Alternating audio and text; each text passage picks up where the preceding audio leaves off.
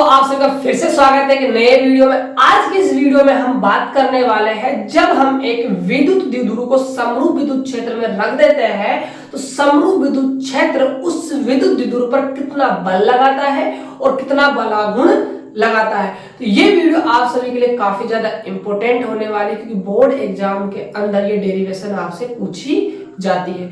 दोस्तों, यदि आपको डेरिवेशन क्लियर करनी है तो वीडियो को पूरा देखना, वीडियो को बिल्कुल भी मिस मत करना, क्योंकि वीडियो काफी शानदार होने वाली है।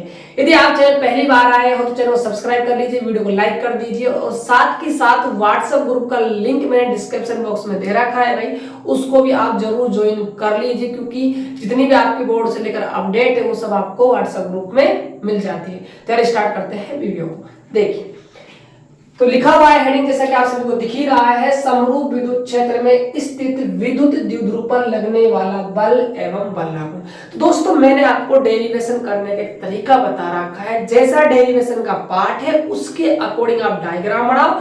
जैसे आपका डायग्राम बनता है तो बिल्कुल चीजें आसान हो जाती है। तो स्टार्ट करते हैं। देखिए, समरूप विद्युत क्षेत्र कह रहा है, तो हमने एक समरूप विद्युत क्षेत्र बना लिया, उसको नाम दे दिया ए। ये भी आपको पता होना चाहिए कि समरूप विद्युत क्षेत्र क्या होता है। देखो, मैं आप सभी को बता दूं, ऐसा विद्युत क्षेत्र जिसकी विद्युत बल रेखाओं के बीच की दूरी का जो परिमाण है वो बराबर हो और जो स्पर्श रेखा आप किसी भी पॉइंट पर खींचो तो विद्युत क्षेत्र की दिशा समान हो, उसको कहा जाता है समरूप विद्युत क्षेत्र। तो देखिए, तो ये आपका एक समरूप विद्युत क्षेत्र है ई, जिसके अंदर हमने क्या रख दिया, एक विद्युत द्विध्रुव को रख दिया जिसका नाम है आपका ए बी। तो ये माइनस क्यू आवेश हो गया और ये आपका प्लस क्यू आवेश हो गया, और ये जो रखा हुआ है ये विद्युत क्षेत्र के साथ थीटा कोण बना रहा है। ठीक है, अब देखो यहाँ एक विद्युत क्षेत्र है और ये प्लस क्यू आवेश है, तो प्लस क्यू आवेश विद्युत क्षेत्र में क्या महसूस करेगा, बल महसूस करेगा। उसी हिसाब से जो माइनस क्यू आवेश है ये भी विद्युत क्षेत्र के अंदर क्या महसूस करेगा, बल महसूस करेगा। और आप सभी को एक बात पता होनी चाहिए कि प्लस क्यू आवेश के कारण जो बल की दिशा होती है ना, वो विद्युत क्षेत्र की दिशा में होती है, और माइनस क्यू आवेश के कारण जो बल की दिशा होती है वो विद्युत क्षेत्र के विपरीत दिशा में होती है। तो आपकी ये विद्युत क्षेत्र की दिशा में हो गई प्लस के कारण, और माइनस के कारण विपरीत दिशा में हो गई। इस बात को मैंने सुंदर शब्दों में आप सभी के सामने प्रस्तुत कर दिया है। देख सकते हो, लिखा हुआ है चित्र एक समरूप विद्युत क्षेत्र में विद्युत द्विध्रुव ए थीटा कोण बनता है, इसके कारण में बल बराबर होता है। प्लस क्यू आवेश के कारण लगने वाली दिशा विद्युत क्षेत्र की दिशा में, व माइनस क्यू आवेश के कारण लगने वाली बल की दिशा विद्युत क्षेत्र की दिशा में होती है। अतः विद्युत द्विध्रुव का परिणाम शून्य। अब परिणामी बल शून्य कैसे हुआ है? एफ जो आपका नेट है, मैं इस बात को यहां लिख देता हूं, जो आपका एफ नेट आया वो आपका कितना आया, 0 आया। उसके पीछे रीजन क्या है? देखिए, ये वाला बल आपका इधर लग रहा है और ये वाला बल इधर लग रहा है। दोनों बल जो है वो आपके परिमाण में क्या है, समान है, और प्रकृति में क्या है, अलग अलग है। इसका मतलब जब आप क्या करोगे, प्लस क्यू ई और माइनस का क्यू ई करोगे, तब आपका क्या आ जाएगा, 0 आपका बल निकल कर आ जाएगा। तो यहां से एक ऑब्जेक्टिव क्वेश्चन भी बन सकता है बच्चों, कि जब एक विद्युत द्विध्रुव समरूप विद्युत क्षेत्र में रखा जाता है तो उस पर कितना बल लगता है। तो बाबू आपका जवाब आएगा 0 बल लगता है। तो बल का तो हमने खात्मा कर दिया। अब करेंगे बल आघूर्ण का। देखिए, अब देखो, आप बल आघूर्ण को समझना ध्यान से कि बल आघूर्ण कब लगता है। देखो, आप सभी ने 11वीं क्लास में पढ़ा होगा कि बल आघूर्ण कब लगता है। देखो, बल आघूर्ण के लिए कुछ विशेष प्रकार की शर्तें हैं, यदि शर्तें पूरी होती है तभी आपका बल आघूर्ण लगता है। मैं आप सभी को बोल के बता देता हूं शर्तें क्या क्या होती है। देखो, बल आघूर्ण के लिए 2 बल आवश्यक है।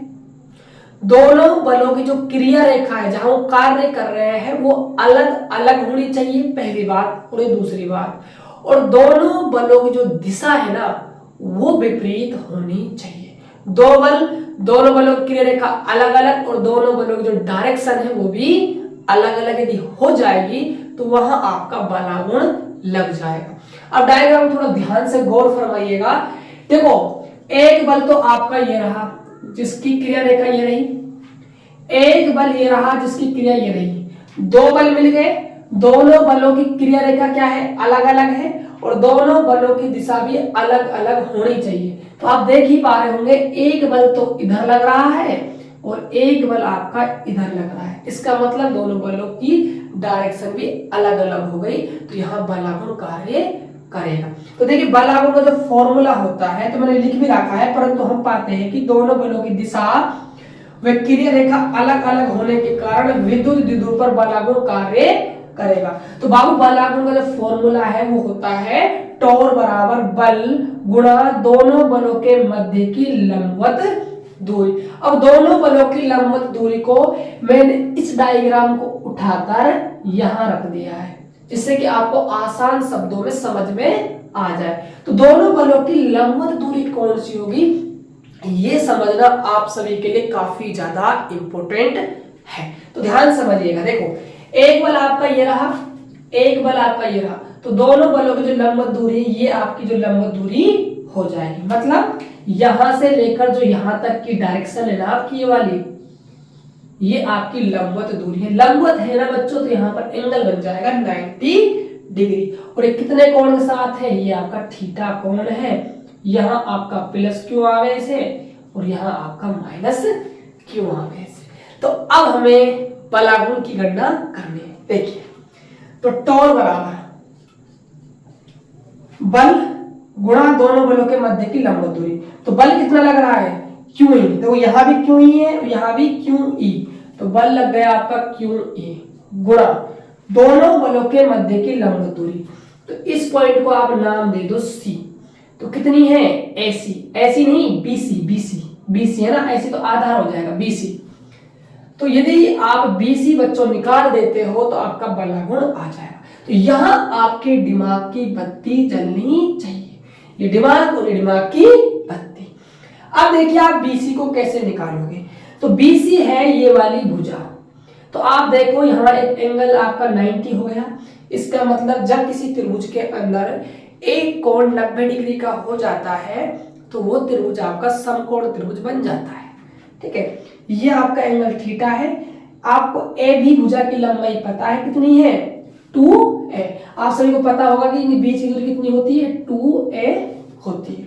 ठीक है, अब देखो ध्यान से, तो ये आपका 2a है, ये आपका थीटा है। देखो आपने ट्रिग्नोमेट्री थोड़ी बहुत तो पढ़ी होगी, कोण के सामने वाली भुजा होती है लंब और सबसे बड़ी भुजा क्या होती है, कर्ण, और जो बच गई वो क्या होती है आपकी आधार। ठीक है, अब ये आपका एंगल है थीटा, तो कोण के सामने लंब। ठीक है, लंब आपको निकालना है, कर्ण आपको पता है, तो लंब और कर्ण किसके अंदर आते हैं, ये आते हैं साइन थीटा के अंदर। तो यहाँ साइन थीटा लगेगा भाई। देखो त्रिभुज कौन सा है, लिख देते हैं इस बात को, समकोण, समकोण त्रिभुज कौन सा है, एबीसी, एबीसी से। तो साइन थीटा क्या होता है, लंब बटा में कर्ण। तो साइन थीटा बराबर लंब है आपका BC, क्या है बाबू BC, कर्ण क्या है आपका BA, जिसकी वैल्यू कितनी है 2a, 2a। आपको BC निकालनी है तो आप 2a का वज्रगुणा करोगे तो 2a साइन थीटा आपका बन जाएगा। तो ये आपका VC का मान आया। तो VC का मान कहां रखोगे, जहां तुम्हारे दिमाग की बत्ती जली थी। तो टॉर बराबर में QE गुणा में 2a साइन थीटा। अब देखिए द्विध्रुव आया, विद्युत द्विध्रुव आघूर्ण का नाम ना आवे ऐसा तो बच्चों हो ही नहीं सकता।